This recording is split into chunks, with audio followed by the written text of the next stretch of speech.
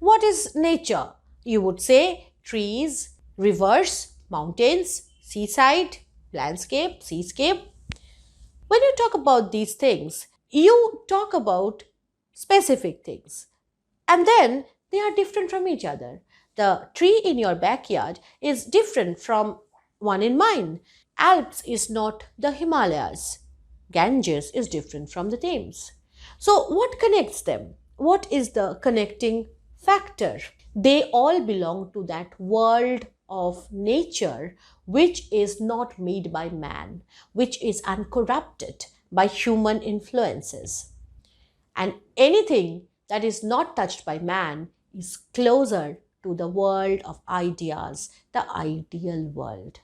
This is the soul of the theories of imagination that have bugged critics down the ages, and this is the soul of romanticism about which we are going to talk today in this video.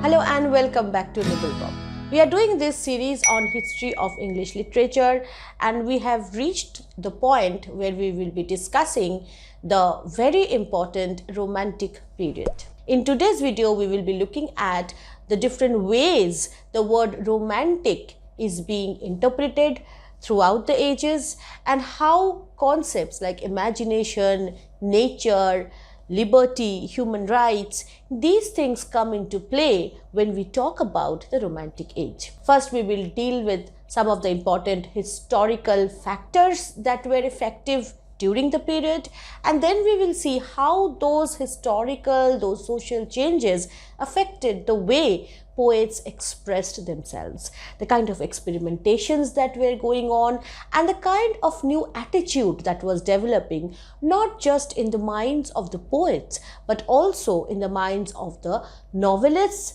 and prose writers of the period. So don't skip anything and stay with me till the end of this video. If you have not subscribed to my channel, do so immediately. This is Monami Mukherjee. Welcome to our channel.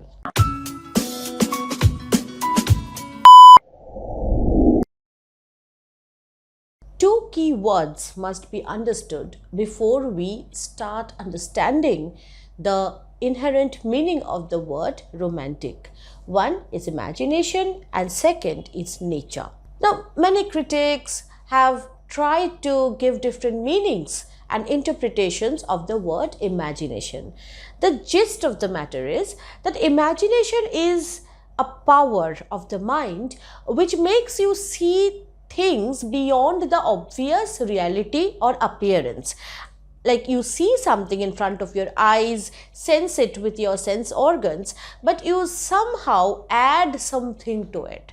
So this process of adding something to already existing reality around you is enabled by imagination. Now let me take you back to Plato. Yes, the same person who said that poets should be abolished, thrown away from the ideal republic because they present something which is twice removed from reality. And why did he say that?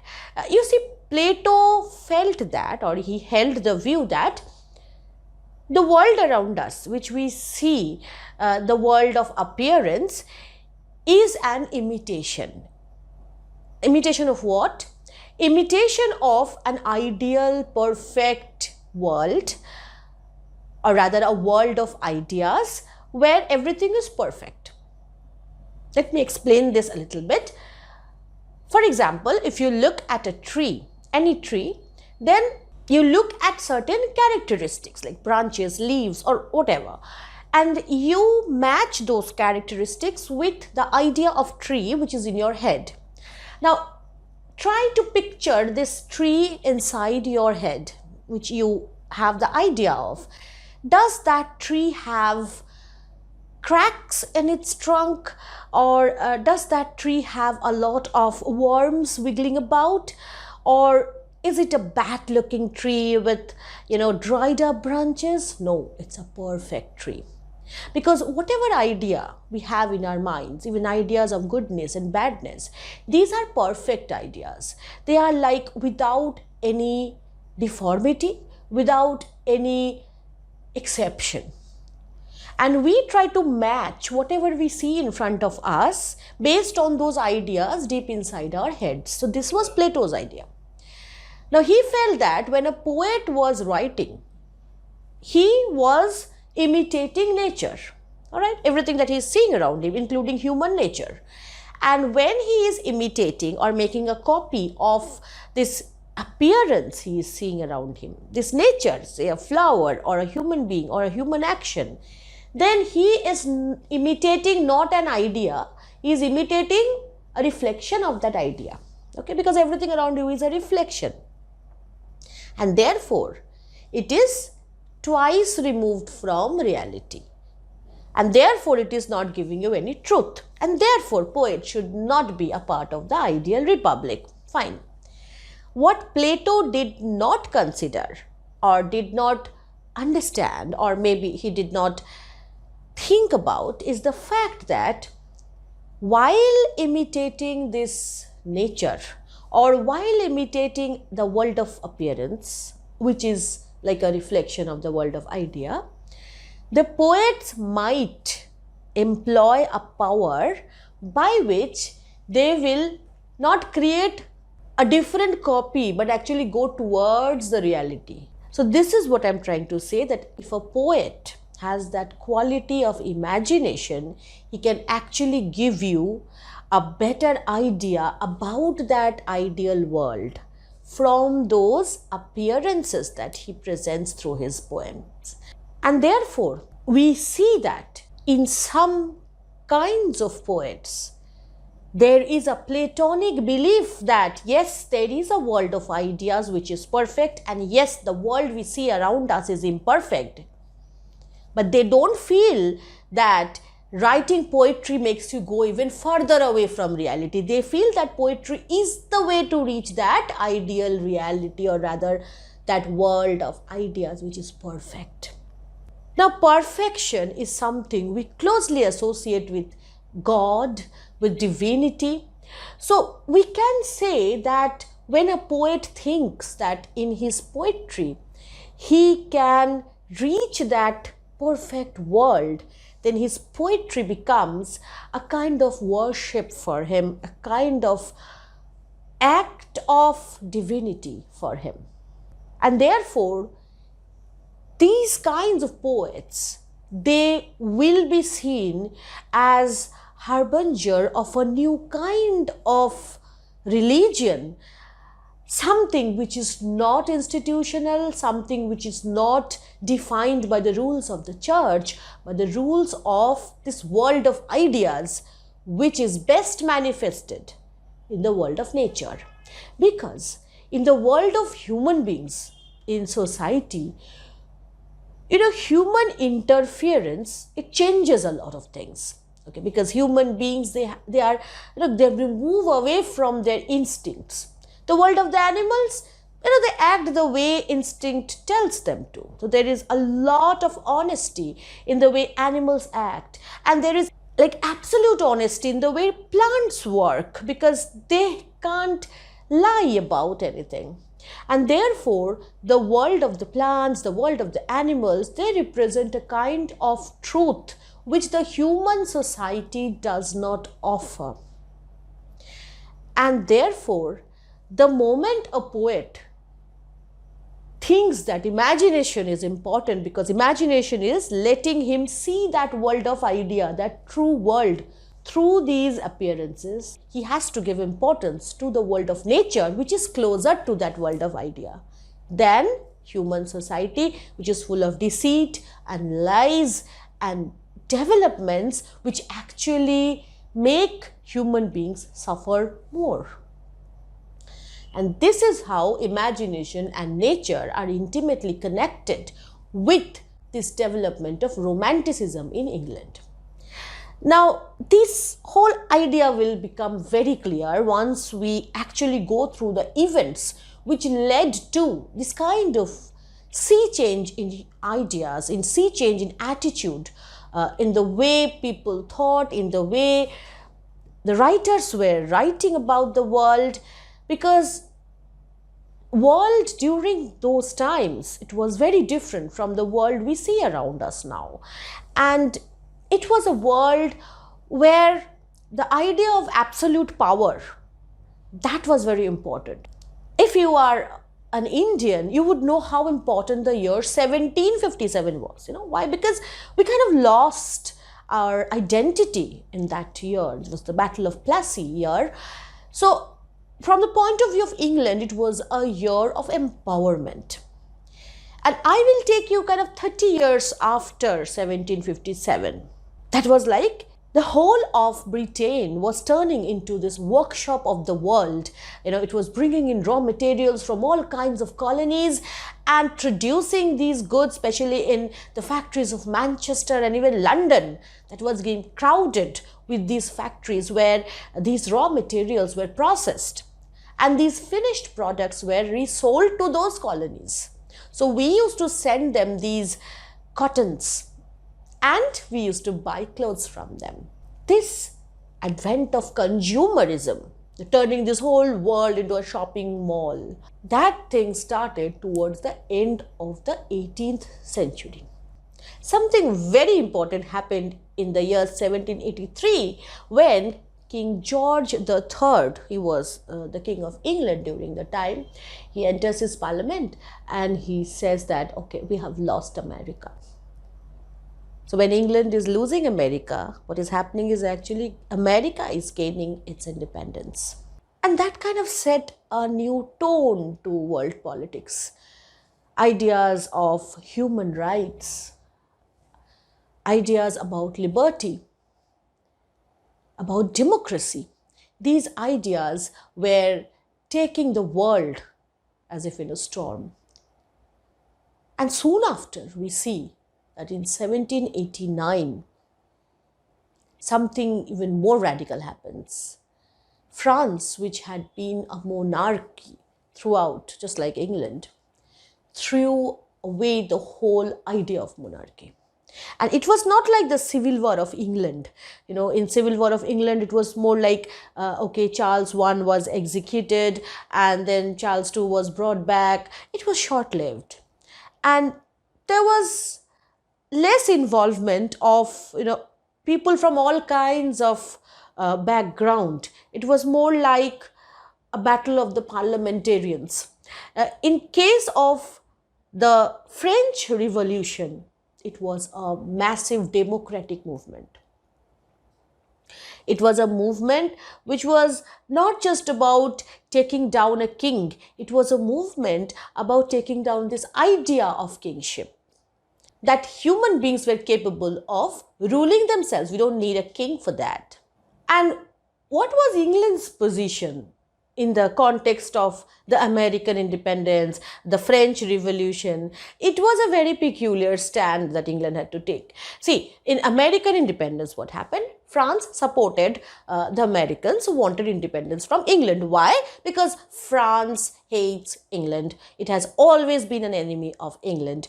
Although the English writers had been indebted to the French writers and vice versa at times, but there was a political clash between France and England throughout history. Therefore, in supporting the Americans, France was actually taking a stand against England. In case of French Revolution, the stand was getting even more diluted because on one hand, England was happy that the King of France, he was overthrown, but at the same time, it was always an arch enemy of the whole idea of France. So there were active warfare between the two countries even after the French Revolution.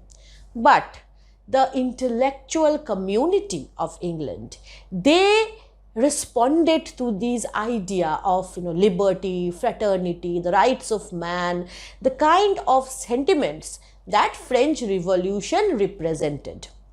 Because when you do away with a king, when you get rid of monarchy, you want to establish your liberty, your democratic self.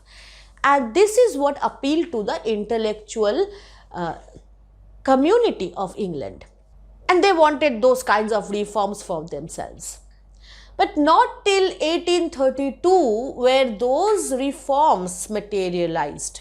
So 1832 is the point where finally England declared that, okay, slaves are no more a part of our system, so I am giving rights to all slaves, rights of life.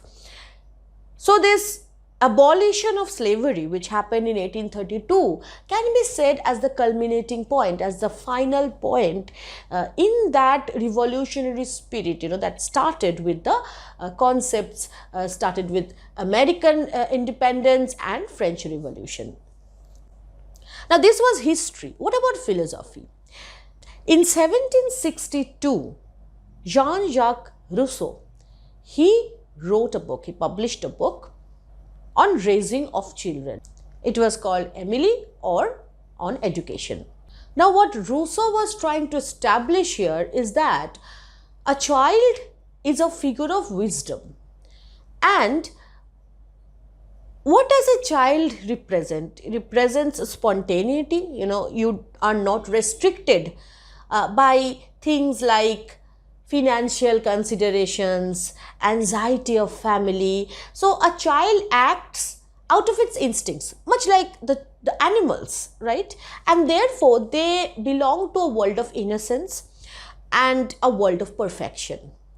What happens when a child grows up? Civilization spoils the child, with its expectations. You need to do this, you need to do that, you have to behave in a certain way. And this civilizing mission is like a corruptive thing for the child. It's a corruptive agent. And a child outside this corruptive influence of society will grow to be a noble savage. This means that a child in the laps of nature, that kind of Mowgli figure, okay, he didn't have that figure in his mind right that way, but later we have figures like Mowgli in the Jungle Book, where this child who grows up in the laps of nature represents a kind of innocence which is very divine. And earlier in the 18th century, what kind of worldview we were having? The world of Pope, the world of Dryden. We had a world where a person was valued for his intellect, for his wit, for his handling of human interactions, right?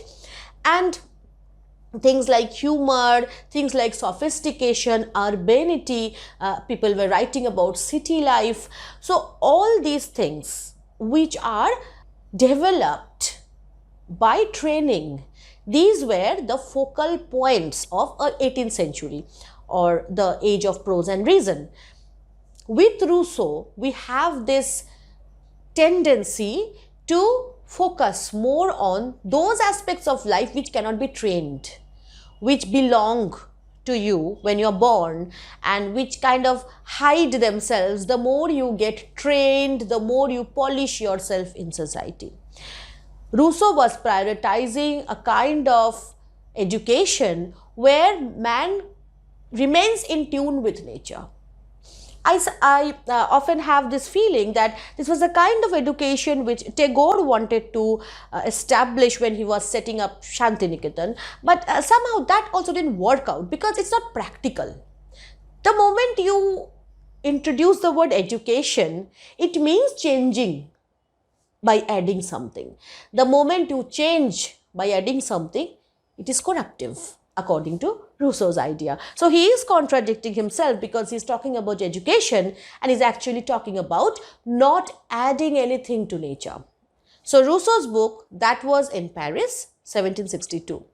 August 1770, London, a young poet who wasn't able to publish his work properly, who was constantly forced by his family to pursue a career of a lawyer, which he didn't want to do, he commits suicide.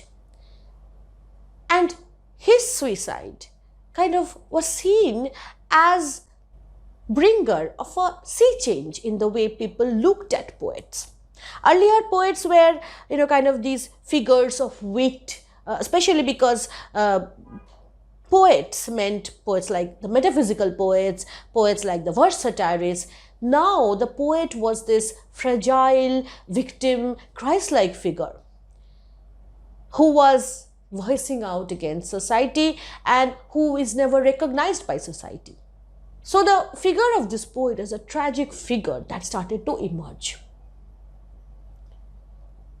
And this whole idea was finally developed, this idea of prioritizing the emotional side of a person, prioritizing the passionate side of a person and not the intellectual side of a person. This whole idea was finally brought forward in the book by Gautier.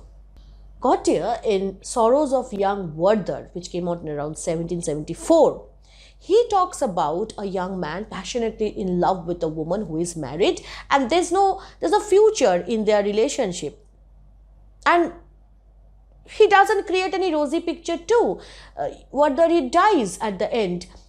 But Gautier is not passing any judgment. He is rather making you sympathize with this figure of the passionate lover.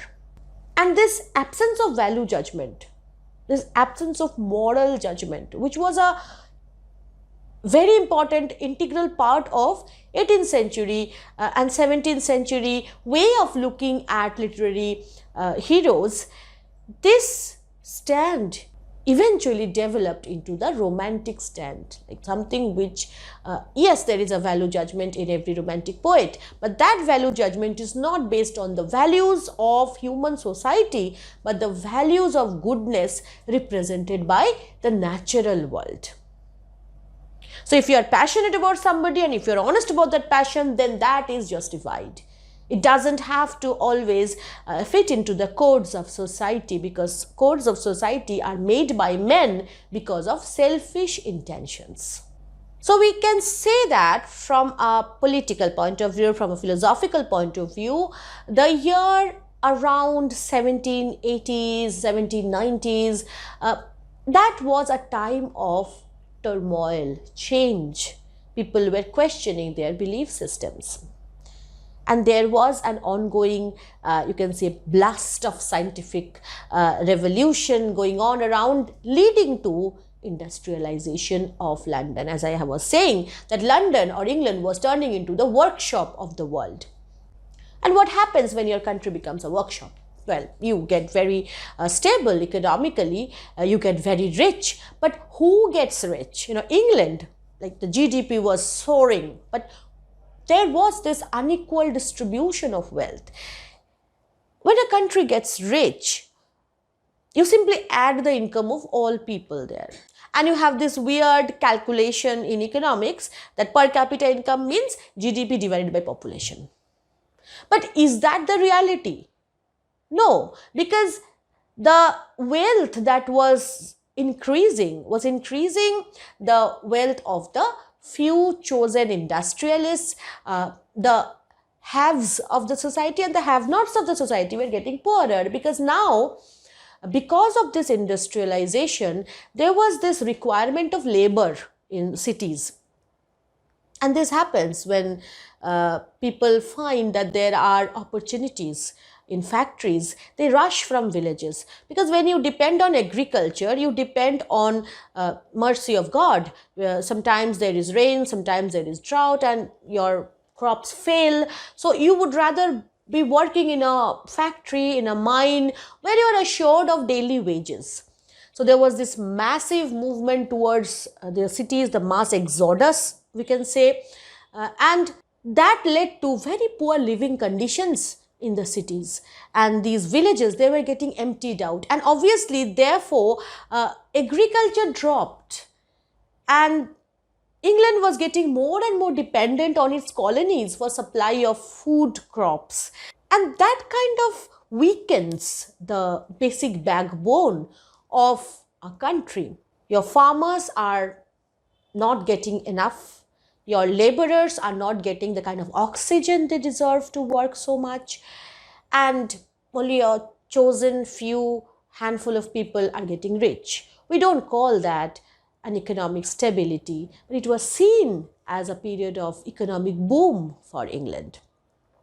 And therefore, there was this reaction against this kind of undemocratic wealth distribution, undemocratic distribution of human rights. There was child labor and no recognition of the value of human labor. It was like we complained that English people were hard on us. English people were hard on English people. So that is what the reaction was about, and this reaction is the root of Romanticism. Now, when it comes to Romanticism, along with the two words which I had mentioned earlier, imagination and nature, another word is very important, that is escapism. People often try to say that romantics are escapists. But just now I had said that romantics are the people who reacted against the austerities of the world, the undemocratic distribution of wealth in this world, and everything wrong that happens in the society. So how can you call that escapism? Well, when we will look into individual poets, we will see what escapism truly means in context of Romanticism. Usually books on history of literature, they prefer to give an exact date as the starting point of English Romantic movement. And that date is 1798. Why? Because a book was published, a collaborative collection of poems by two persons, William Wordsworth and his friend Samuel Taylor Coleridge. And this book, the Lyrical Ballads, this contained a kind of collection of poems, the kind of which were never written before, or so it was believed then. In the second publication, a preface was added, which kind of gave the reader some idea about the philosophy behind those kinds of poems. Publication of Lyrical Ballads is considered by almost every historian, literary historian, as the starting point of English Romantic movement. But I beg to differ. For me, 1789 is actually the point where this movement, or maybe not just this movement, but this attitude started to flower and flourish. 1789, not just because it was the year of French Revolution. That is an important factor, but that is not why I'm talking about that year. That year is the year when a book was published by a madman called William Blake, and the book was The Songs of Innocence. When we talk about innocence, we talk about the innocence of the child. When we talk about a child, in 1789, we cannot ignore Rousseau, who was talking about the child as a figure of wisdom, as a possibility of perfection. We see this image in William Blake. Nobody understood Blake when he was writing. Like, he was misunderstood. Even Wordsworth said, like, he was mad, but his madness was more sane. He was like this Hamletian madman with more reason in him than the whole of 18th century put together. William Blake was a deist. He believed in this contrary sides of reality. He was not a believer in institutional religion, but he was a believer in divinity.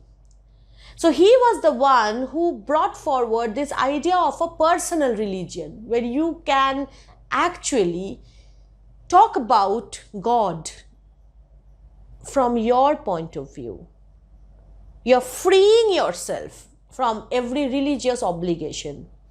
And what was this world that he was talking about? This world, as he saw, was a world of contraries. And he said that without contraries, there is no progression. What is contraries? We are all made of contraries. And there's this balance. Like later, when scientists discovered like the atom and its two parts, the electron and the proton, and the balancing act, we realized that it is because of that balancing act that an atom is stable.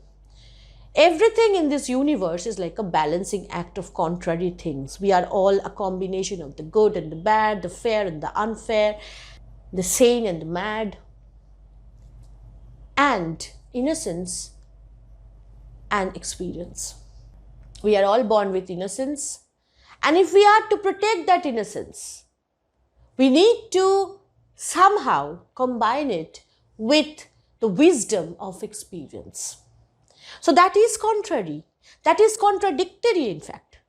And this is understood best when we look at the next book which William Blake brought out, that was called Songs of Experience. And this was like, these two books were very different from any previous book of poems, because what Blake added there was his own illustrations. It was like he engraved the whole things up.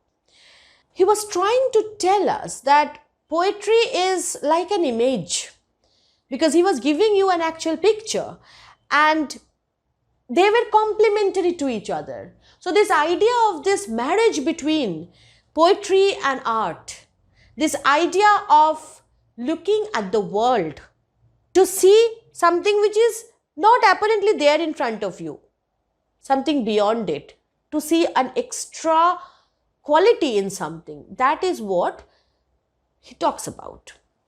There are poems like The Tiger, The Lamb. These are the poems which you have in your syllabus most of the times. What he's doing there, he's taking up these objects of nature, a rose in a sick rose.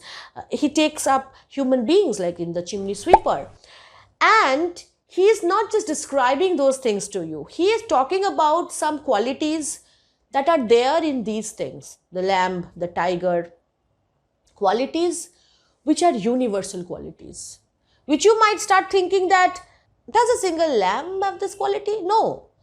This quality of innocence is the quality represented by a lamb which exists in the world of ideas. The quality of that ferocity, that all-powerful, darkness-removing quality of a tiger exists in a tiger which is not found in front of you in a zoo. That tiger has no power at all. That tiger is caged down.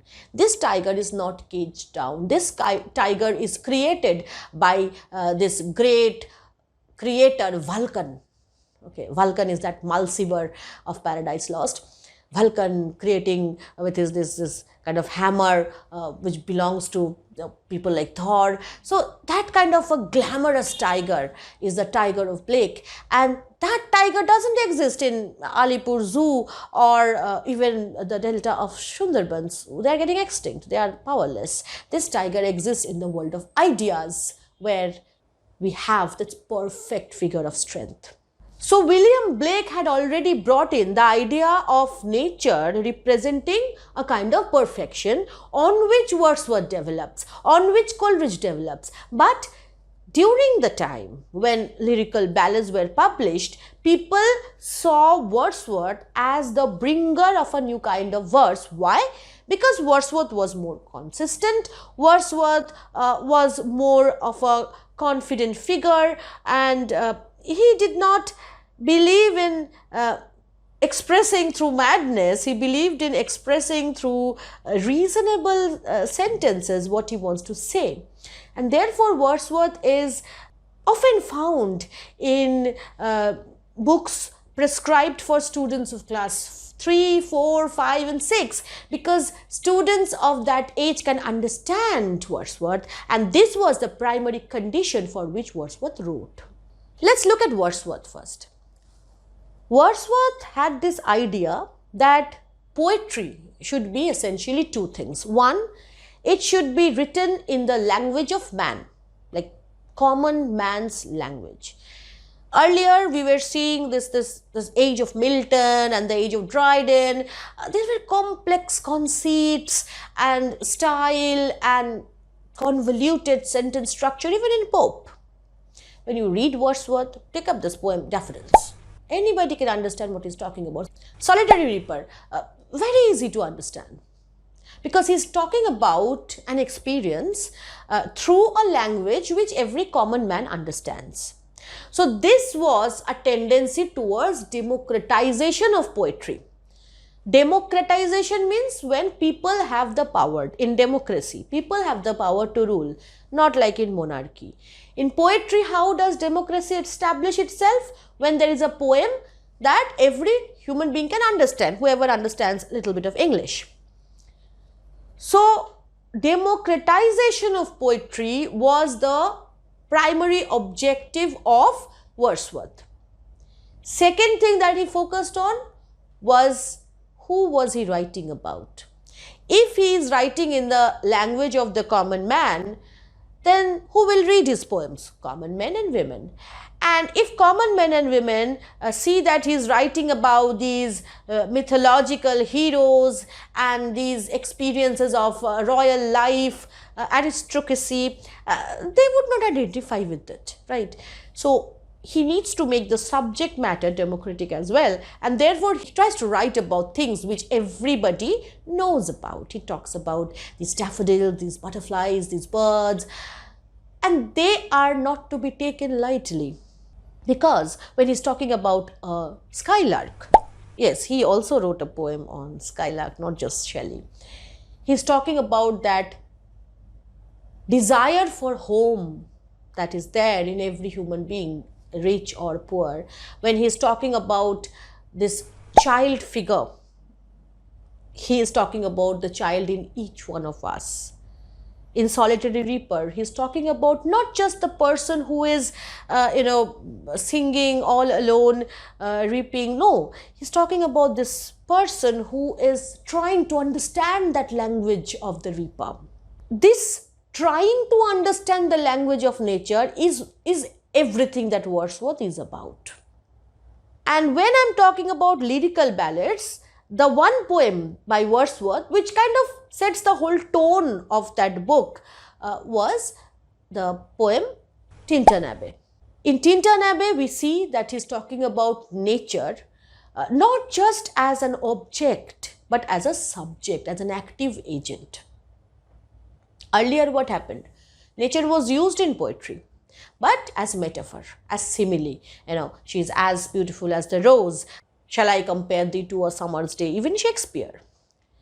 What Wordsworth did was, he was turning the whole table. Now, pay very close attention. When you compare something or someone with nature, what you are doing? You are saying that a human being is made of these qualities. One of these qualities is present in an object of nature, and therefore in that there is a similarity. For example, a person is beautiful, a rose is beautiful, so a person is like a rose. This is what you say. What the romantic idea is that nature has all qualities. You have some aspect of nature. So instead of linking nature to man, they are linking man to nature. Take for example a poem which you very well know about, The Skylark by Shelley. What is Shelley doing there?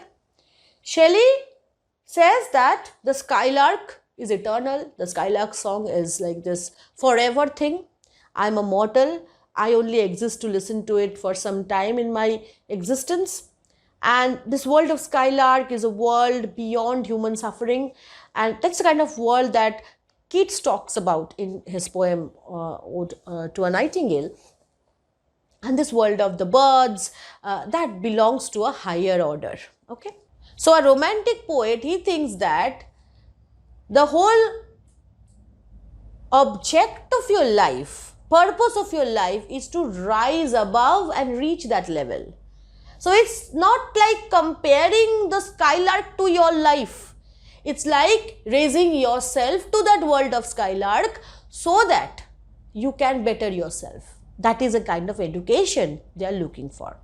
So this is how nature expands from just a metaphor, although a beautiful metaphor earlier used by poets like Shakespeare, by like Milton. Now nature becomes the absolute, man becomes a metaphor of nature.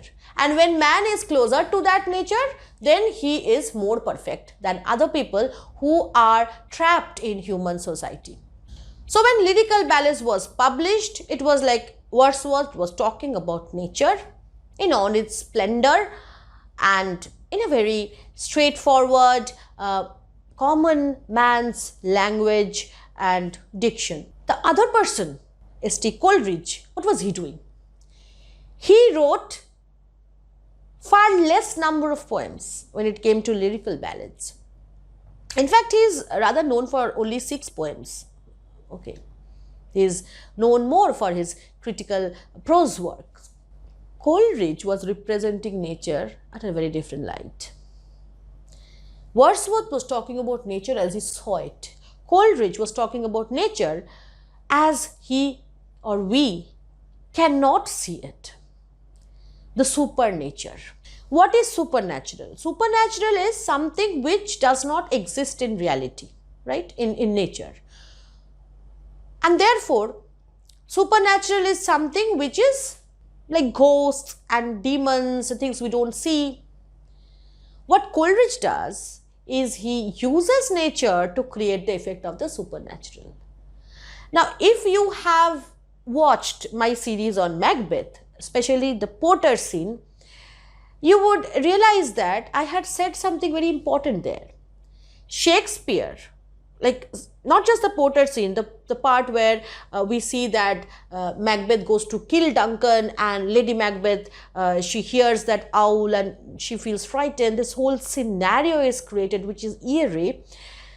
We see that Shakespeare is creating a supernatural effect using natural objects, because an owl is a natural thing.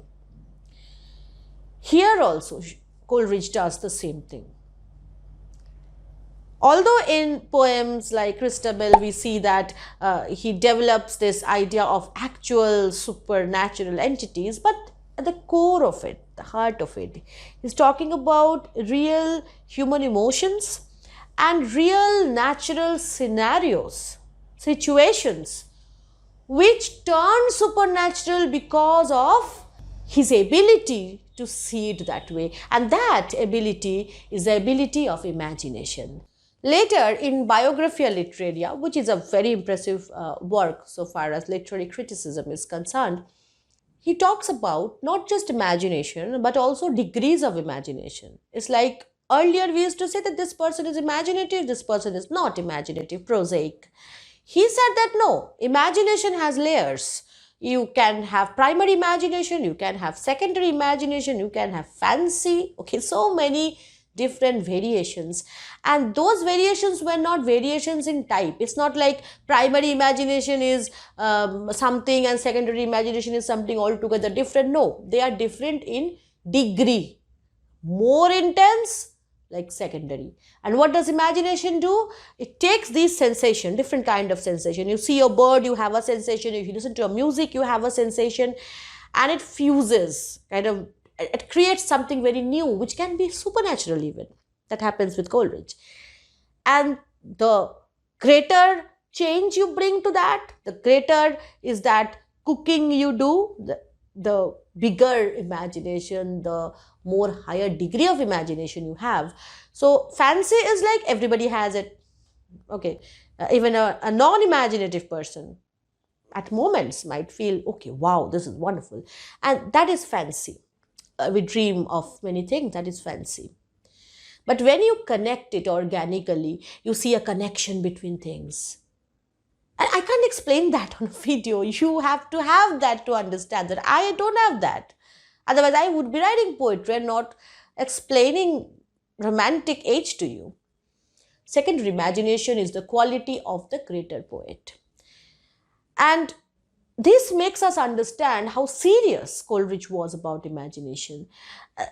These two friends, Wordsworth and Coleridge, they started on very good terms.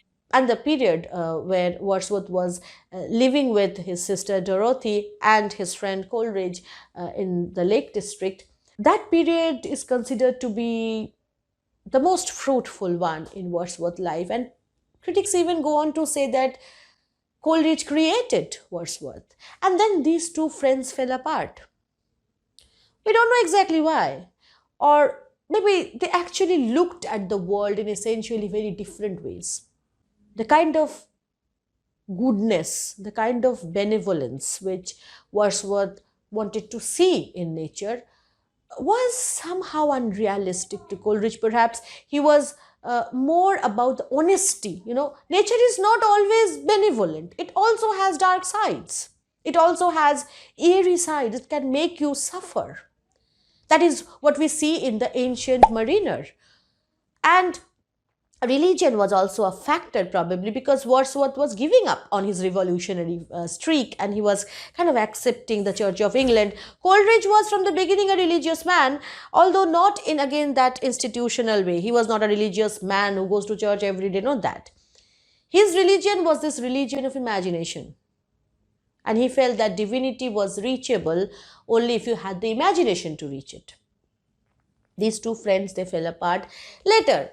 At the end of his life, like, Coleridge was again close to Wordsworth.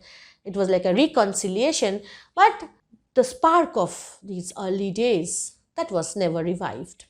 If you have listened to this explanation I made on the Kubla Khan poem, you would know that in Coleridge we have this feeling that nature is like a teacher.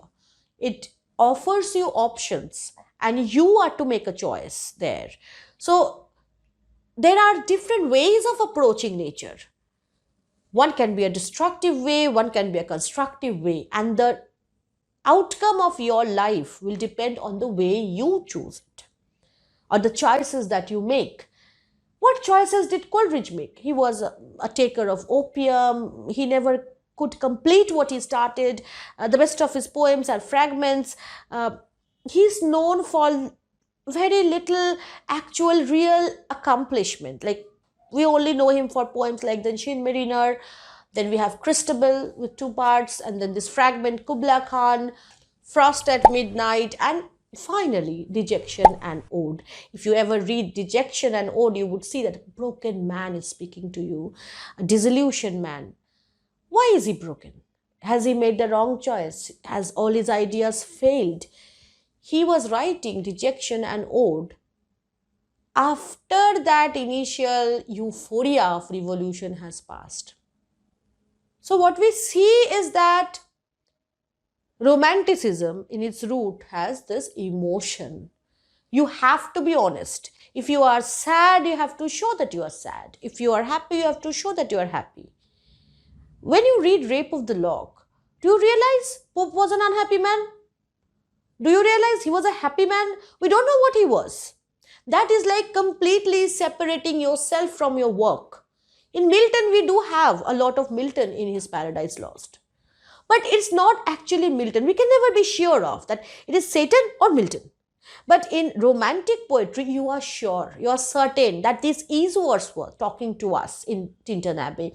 This is Coleridge speaking to us, dejected in his poem Ode on Dejection. When we talk about Wordsworth Coleridge, we should not forget the name of Robert Sadeh, because together with Wordsworth and Coleridge, he is the third poet of this group of Lake District poets. In Sadeh, we don't have that kind of spark which Coleridge provides us with, or Wordsworth even, but he was gaining popularity because he eventually became the poet laureate of England. Sadeh was possibly a better prose writer, but he continued the kind of romantic ideas that were developed by Wordsworth and Coleridge. Coming to the second generation of romantic poets, we have 3 very important names: Byron, Shelley, and Keats. Interestingly, all of them died by 1824. All of them. It was as if the whole generation was annihilated.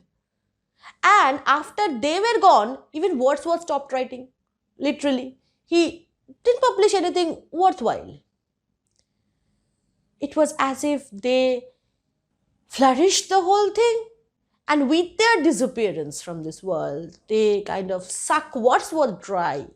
And Coleridge was already gone. Like, he was deep down in his hole of depression, we can say. So although Byron, Shelley, and Keats, they are called the second generation of romantic poetry, I see them as the soul of romantic poetry, because when they were gone, the first generation, although they were alive, they were not living anymore. When we talk about Byron, you'll see there are two kinds of people. One kind of people will say Byron, he was a lecherous man. He kind of incestuous. He had an affair with his sister. He was bisexual. He had like more than 50 affairs. Sometimes some people say he had more than 200 women with him. And he was not a follower of rules, not disciplined, and all that. Value judgment. And there's this other class of people who say Byron, he was a recreator of this myth.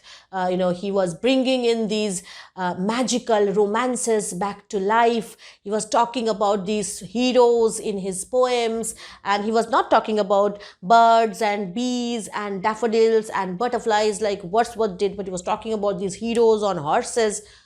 Okay, both these views are correct, and both these views are not correct if taken in isolation.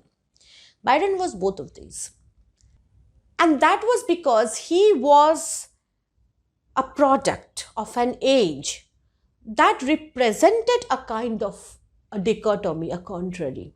Why was he bringing in back these romances? He's famous for his poem Don Juan.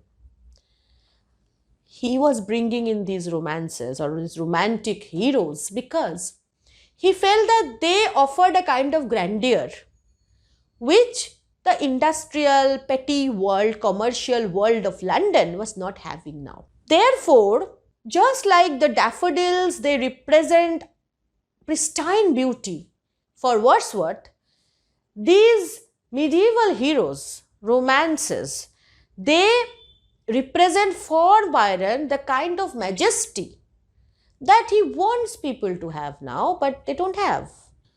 The problem with Byron is when you talk about these, larger than life heroes, you should offer some variety. You should talk about one kind of hero and in the next poem a different kind of a person with some objective dramatic distance. Then you write like Shakespeare, then you write like Browning. But what happens in case of Byron is we see Byron all the time. When we look at Don Juan, we see Byron.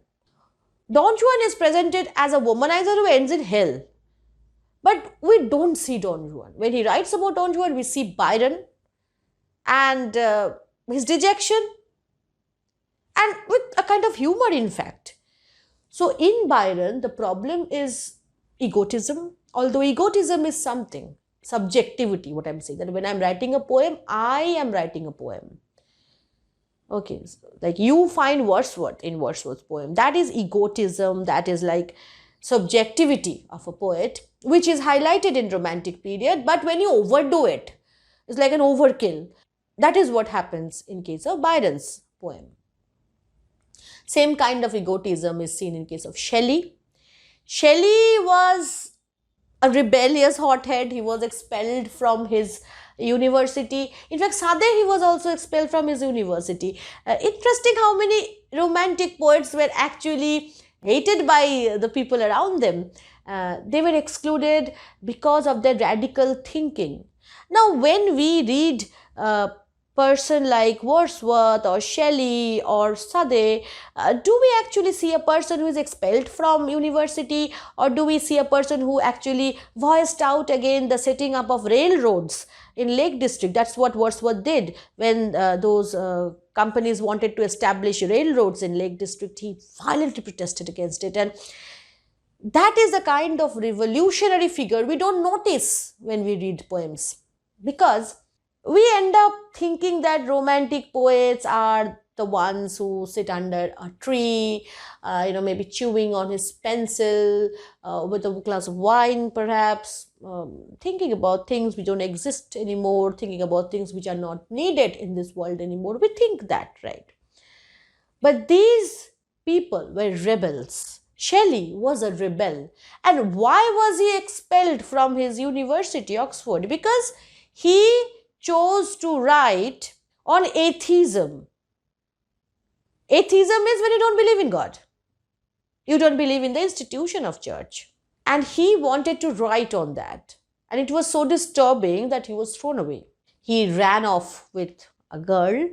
Shelley, he believed in this concept of liberalism, free mind, free love. He believed that in marriage women are trapped. There was another man who believed that in marriage women are trapped. That man was William Golding. But the point is, Shelley ran away with daughter of William Golding and married her. And her name was Mary, who then became Mary Shelley, and eventually went on to write this wonderful book, Frankenstein. William Golding was again married to this woman, very fiery woman called Mary Wollstonecraft, who is known for the Vindication on the Rights of Woman, the massive text on feminist studies, and it is usually the first text that is prescribed for any gender studies paper. So Shelley, when he was 16, ran off with a lady, got married to her. Not lady, she was a girl then. And even before he turned into a mature human being, he commits suicide. And while committing suicide, he has this poem by John Keats in his pocket. I am telling you he committed a suicide. I'm not sure of that. There is no evidence. You can say it could have been an accident. It happened in Italy. He drowned.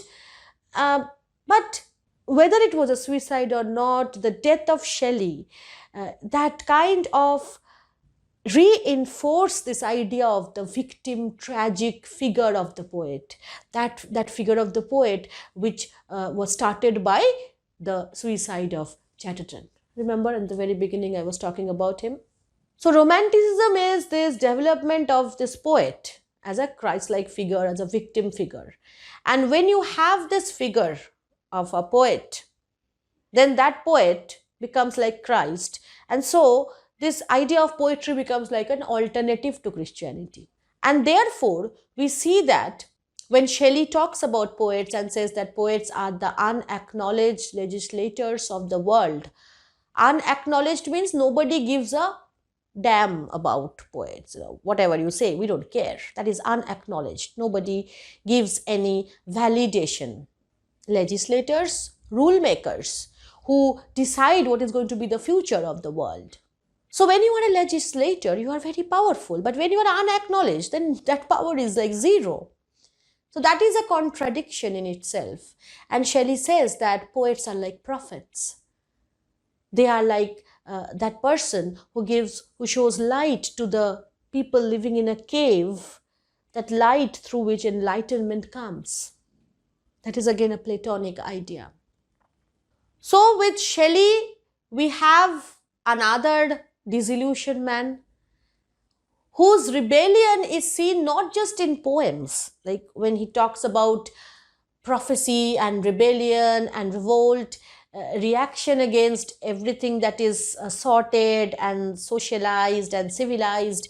We see these things in poems like The West Wind, where he is actually praying, like as if this west wind is like God, that lift me as a wave, like I want to be with you. Because he knows that in his childhood, in his younger days, he was like the west wind. It was like this educating mission of society that has corrupted him. So he's going back to Rousseau. You can't avoid going back to Rousseau if you are writing in like the early part of 19th century. So Shelley was Platonic in his views that the world of appearances that you see around you, they are imperfect. And the world of ideas, they represent a kind of perfection. Now, when somebody has that kind of an idea, there are two ways in which they react to it.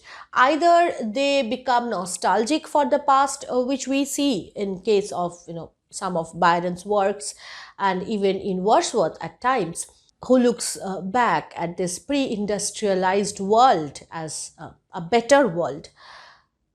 But with Shelley, he was more about a person talking about the future with the possibility of perfection. That is why he sees poet as prophetic. They kind of look into the future as something that might happen. And this line from his poem is ever popular, that if winter comes, can spring be far behind? That is a line from The West Wind. This means that this is winter, the kind of chaos, the kind of anarchy we are seeing around us. And there will be some spring after this, because he believes in the cycle of nature, that after every wrong thing comes the right one. And this vision to look through the winter, to see that spring, to look through the world of suffering, to perceive the world of the skylark, which does not know about the world of human sufferings, which is beyond human sufferings. That is the power which imagination gives Shelley. And if he committed suicide, why? Maybe he couldn't somehow live up to his own expectations of being a prophet. When we look at the drama that he wrote, Prometheus Unbound, we see Prometheus, the person who stole fire from the gods and gave it to man. Prometheus was punished because he did something that he was not supposed to do. But that is something which empowered men. So Prometheus is like a hero for human beings. Shelley presents Prometheus as kind of a satanic figure, satanic in a glorified way. Because it was unique the way the romantics like Blake, like Shelley, they looked at Milton's presentation of Satan. They thought that Milton belonged to the devil's party without even realizing it. And therefore, in Prometheus, we see Satan's picture of a failed hero, but a hero who hopes in the future. Because, Milton says that in hell there is no hope, but we see Satan hoping all the time that he is going to win against God and his plans. So this hope and this faith in a possibility of change, in a possibility of victory, in possibility of a spring beyond winter, this is what Shelley is about. And if he was disillusioned, maybe that led to his death. And if it was an accident, maybe he still had some faith in that. In any case, then, human mind is seen by romantic poets as a very active agent. Like you view the world, appearances, and you activate that power of imagination, and you see some reality which is beyond the appearance. What had John Locke said when I was talking about the Age of Reason? I had talked about John Locke. He was talking about this tabula rasa, that when we are born, our minds are like this blank slate on which sense experiences, they bombard and they have an effect, and we have this sense of the world. Okay, there is no pre-existing quality in a mind when a child is born. That is Locke's idea. Newton, he was trying to explain the world scientifically. This was the scientific revolution stage. What the romantics were doing, they were saying that no, our mind is not like a tabula rasa. It's not like a blank slate. Because they were going back to Plato, who was talking about these innate ideas in the world of ideas. They say that mind is a powerful weapon. You engage with your mind. And that is true in some way, because you see, if our minds were tabula rasa, blank slate when we are born, then two children born in the same household, exposed to the same kind of experiences, same kind of visual sensations, auditory sensations, would develop into same kinds of human beings, but they do not. Because somehow there are differences in the way human minds are created. And this is a scientific fact proven today. And therefore, this faculty, this quality, this power of the mind to look at, to perceive a kind of reality and reach a different kind of meaning is very possible. Two different human beings listening to a particular song will react differently to it. And that will depend on a lot of circumstances. That will also depend on their power of imagination. So we see that the way they interpreted reality was a subjective position. It was not an objective one. That is, I am engaging in my poem as a subject. But the one poet who could achieve the greatest objectivity within this subjective field was John Keats. And why he could do that? Because he was John Keats, because he was to die so soon, because he knew that if he gave value to his subject position, if he gave value to his body, his physical existence, and if he could somehow not think about something beyond the body, beyond the subject, then he would cease to exist very soon. This might happen to anybody if you are doomed. And he was such a young man. At 26, he died of tuberculosis. He was not like Shelley or Byron. He was not like born into aristocratic family. He saw his brother die of the same disease, and he could understand that it's going to be his end too. And within a very short time, he produced such brilliant poems. And what were the central themes of Keats's poems? Mostly, the central themes revolved around the idea of what is permanent, what is beautiful, what is art, how does art offer you permanence? Like something is painted, it is more permanent than human life. But then that painting does not have the vitality of human life. So always we have this contradiction in him, this yearning in him, yearning to understand what is beautiful. So how is beauty related to truth? Because by truth now they felt that truth was something which resided in the world of ideas. So does beauty also reside there? So all these concepts were bugging him. He was talking about these things, especially in his odes, especially connected at these three odes, Ode to a Nightingale, and then we have Ode on a Grecian Urn, and finally to Autumn.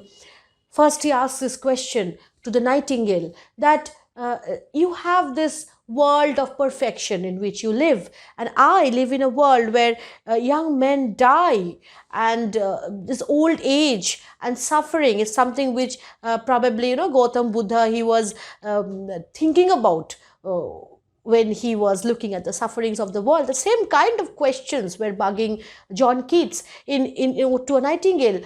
And he was taking a drink, and he was trying to escape to that world of the nightingale, being an escapist as it is.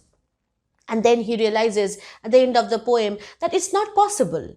It's not possible to remain there continuously if you are taking the help of something like a drink, or maybe just a flash of fancy. It's temporary. That escape to the world of the nightingale is temporary. You can't remain there permanently. And then he asks in On a Grecian Urn that if that is not a possibility of permanence, if it cannot reach a permanent state of happiness through fancy or through intoxication, can I reach it through beauty? Can I reach it through art? He was looking at this urn, this Grecian urn, on which different kinds of scenes were painted, scenes which represent happy moments and eternally crafted moments, eternally beautified on that urn. And he realizes that yes, there is a lover on that urn trying to kiss. But these pairs of lovers can never end up kissing each other. That woman will remain young forever, but there is no life, there is no continuity, there is no fertility. There's this line in King Lear, ripeness is all. There is no ripeness, there is no maturity. The music cannot be heard, it is imagined. So it is a more beautiful music than anything that you can hear, because the thing that you can hear belongs to the world of reality, is not as good as the music which you imagine. So he is talking about Platonic idea here. But where is permanence? And if this is permanent, what kind of permanence is this? There is no fulfillment. And then he goes on to this Ode to Autumn. And there he says that there is a music that autumn has. Thy has thy music too. You might not be the spring, but you have your own beauty, because you represent maturity. You represent fulfillment, satisfaction. So life doesn't have to be a long one. Autumn can come easily, early, but it is still beautiful. So we don't have this prophetic dream of a spring beyond winter in uh, Keats, like we have in Shelley. He's talking about winter being good because spring will come. He is saying that I don't care if spring comes. I know you are beautiful. So for him, beauty is there in autumn because autumn is reality and reality is beauty.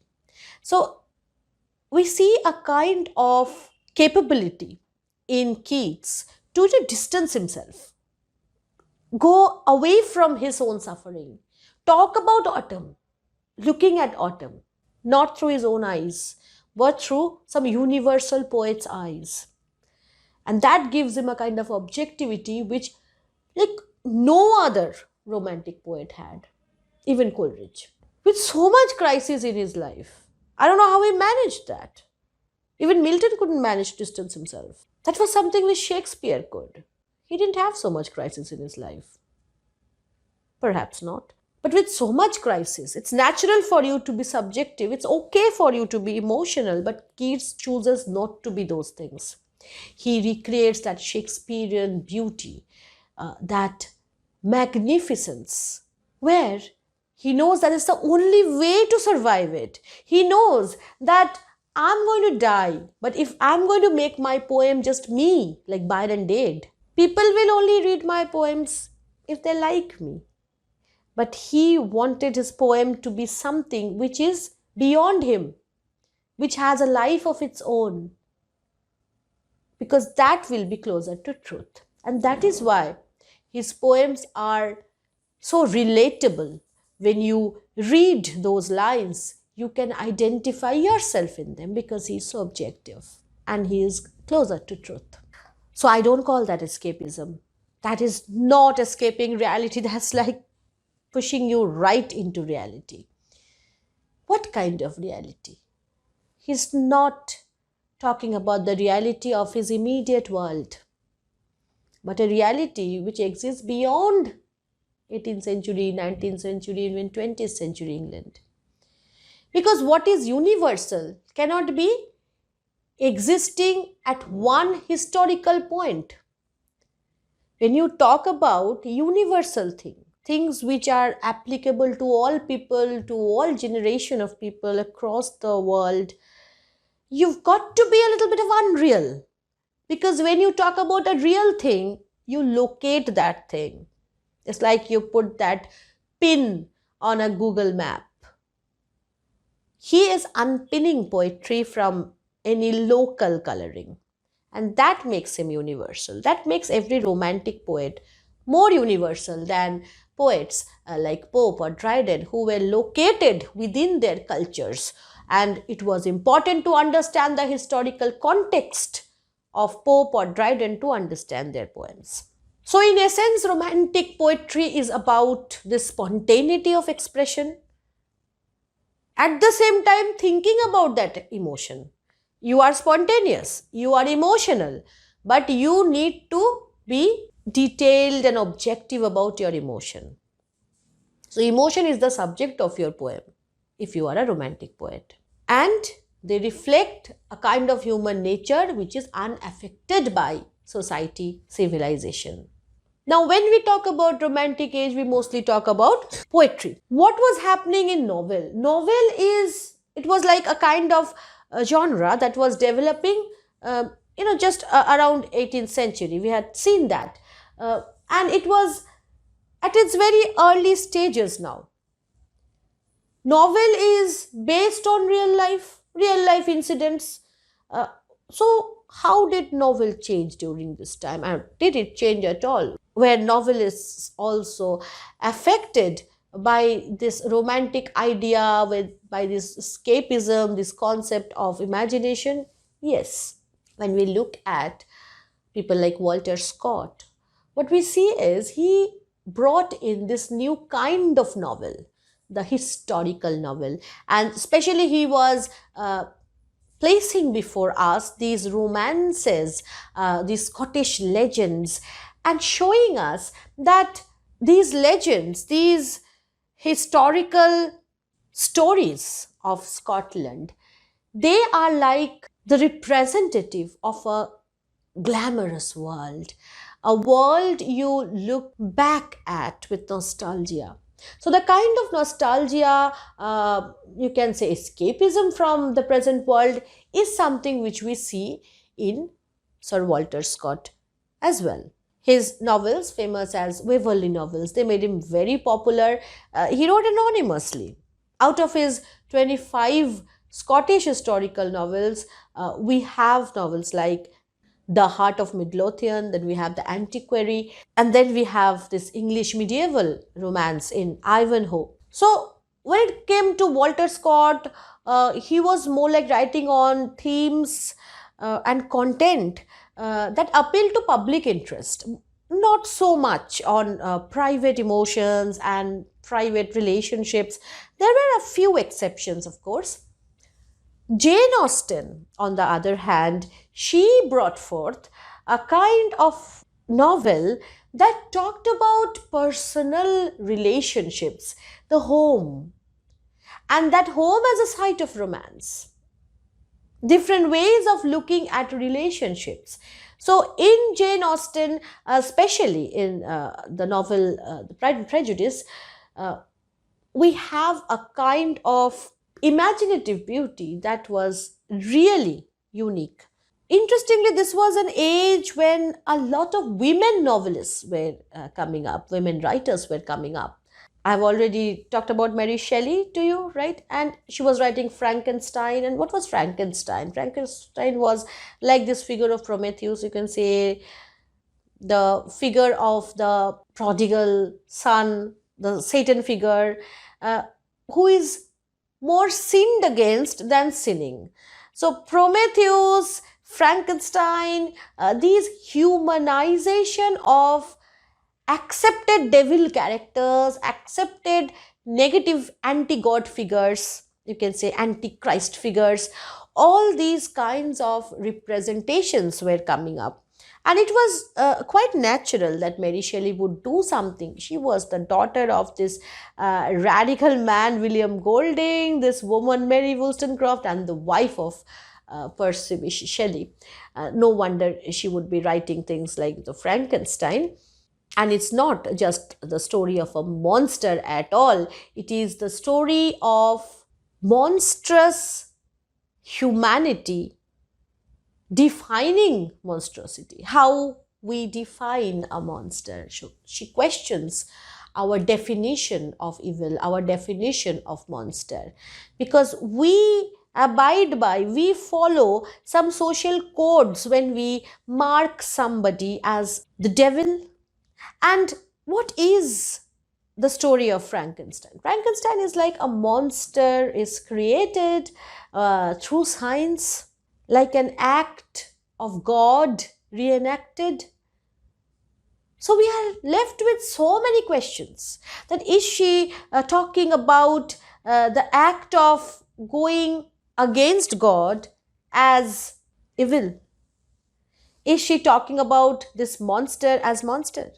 And if this is not a monster, then is this act of man trying to go even beyond God's work, recreating God's work? Is she going for it or against it? She doesn't make a value statement here. She wants us to draw our own conclusions. Mary Edgeworth, another woman. Annie Radcliffe, another person. In Radcliffe, we see romances. In Mary Edgeworth, we see Irish stories. So these local flavors, regional flavors were coming up. A novel is about that. It brings you a chunk of reality. And within the context of romantic period, which kind of refutes reality as a good thing at all, as something which gives you truth at all, novel is showing that yes, reality is giving you truth. You have to have the eyes to see, and that eyes is like the eye of imagination. This was what was happening in fiction. In non-fiction, you have people like Charles Lamb, De Quincey, Hazlitt. Charles Lamb suffered in a really different way because his suffering was not so much due to his own life, but because of his sister. Sister was in a very unstable state, and she actually ended up killing their mother. She was institutionalized, and then he took her out, took care of her. to the rest of his life. He didn't even get married to anybody. He was so devoted to his sister. And that combination, that duo, they produced this beautiful book, Lamb's Tales from Shakespeare. In the essays that Lamb wrote, we see so much of Wordsworthian ideas. We see London, and then we see a man looking at London and seeing beyond its pollution. If you read the poem on Westminster Bridge by Wordsworth, you would know what I'm saying. There, Wordsworth looks at London before the day begins. So it's like before the frenzy of action, pollution that starts, he looks at London. So London there is a part of nature. It's not yet a part of civilization. So it's beautiful. In Lamb, you see the streets of London. You see the life he presents to you. The reality, which might be city life, but it is so beautifully presented. And he shows you those glimpses of humanity, those moments when a person acts like a human being. And those are the moments where, even when you are in a polluted city, you are maybe an industrial worker and you are living in a slum and living in these crowded streets, those moments make you more than your circumstance. Go beyond your limited, polluted life. That is what Charles Lamb gives us. His essay, it's like an outpouring of autobiographical genius. We see the humor and we see the pathos. And very rarely can a person combine these two things, humor and pathos, together. And that is what Charles Lamb gives you. De Quincey, he is more romantic, melodious, sometimes is less real than Charles Lamb. He talks about things which are not, like those chunks of reality which Charles Lamb gives you. But De Quincey is a beautiful essayist, is a lovely flow to his style. We have Hazlitt. Hazlitt talks about common experiences. So in romantic period, so far as essays were concerned or non-fiction was concerned, we see a flowering of a reaction against the kind of essays that were developed during the 18th century, the periodical essays. So they were not like those moral statements on society. They were more like what was happening to a person, the crisis of individual.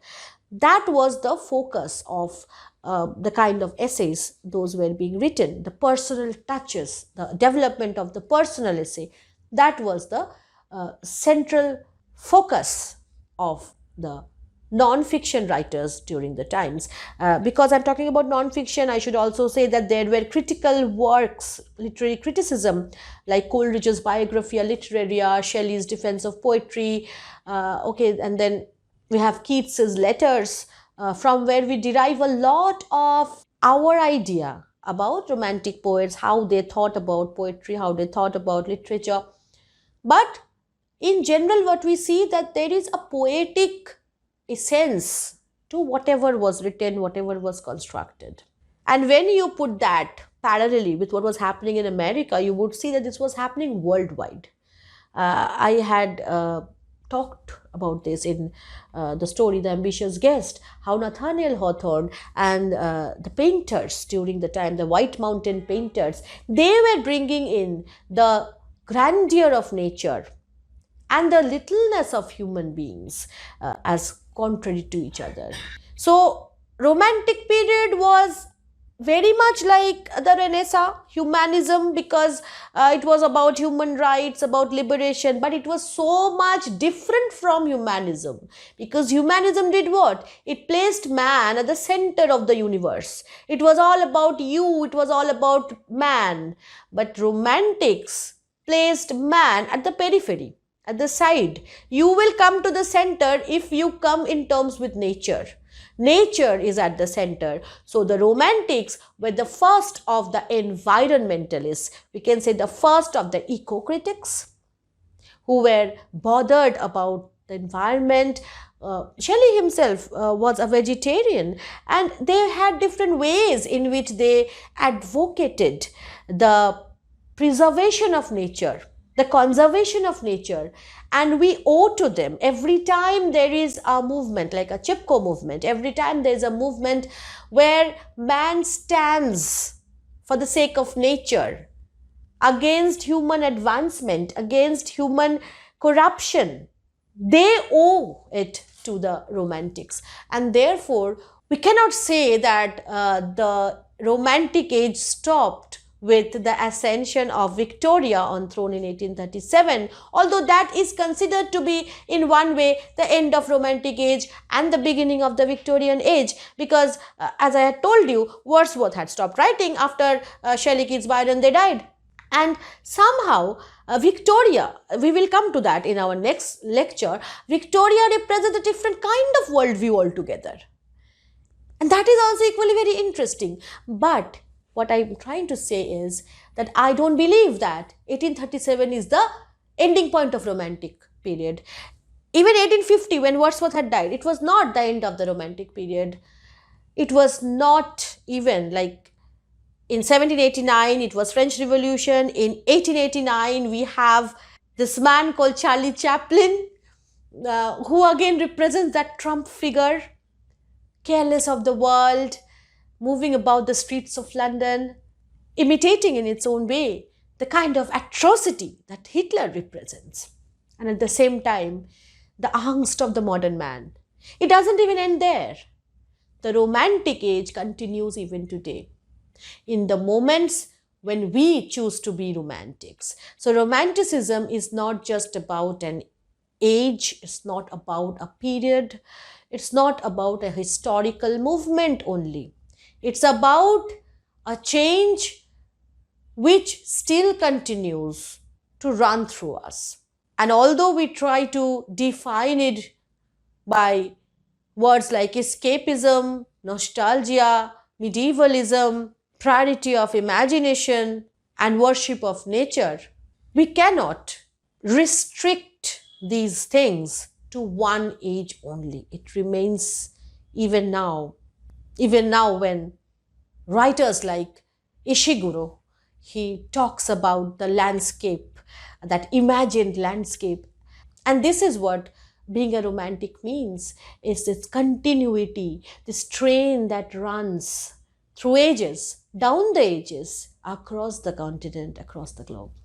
I have talked about a lot of things and I have missed like 95% of what I should have talked about. I'm definite about it, because you cannot talk about romanticism even in 5-6 hours. It deserves more.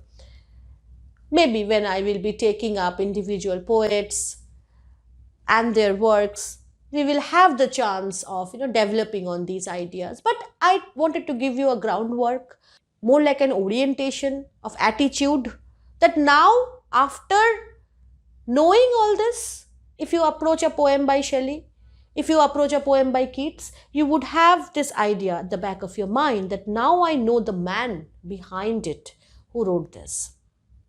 I will advise you to go to the lives of these poets, their individual works, but above everything else, try to link them and don't see them as escapist, lazy people, effeminate people.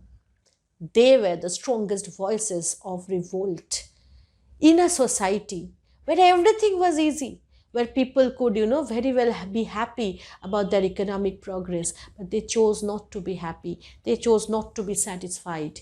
And as Wordsworth said, bliss was in that dawn to be alive, but to be young was very heaven. That dawn was the dawn of a new kind of civilization, a new kind of poetry that redefined poetry for not just English people, but for the rest of the world. Thank you all for being with me. I hope to catch you soon with our discussion on the Victorian age, with which we will wrap up our long series on history of English literature. I hope this series is helping you out. Do like, share, comment if you think our content is worth it. Thank you so much once again. This is Monami Mukherjee signing off. Stay happy, stay safe. Bye-bye.